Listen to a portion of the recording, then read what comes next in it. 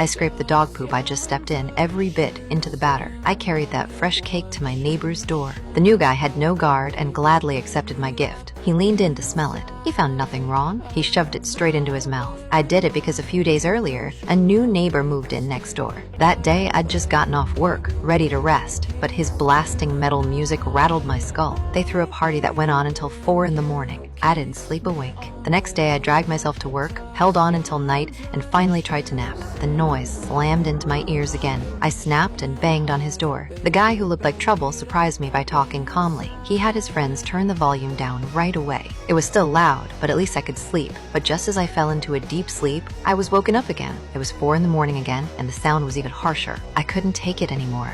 Sorry, but what have we just discussed? It's 4 o'clock in the morning and the music is getting louder.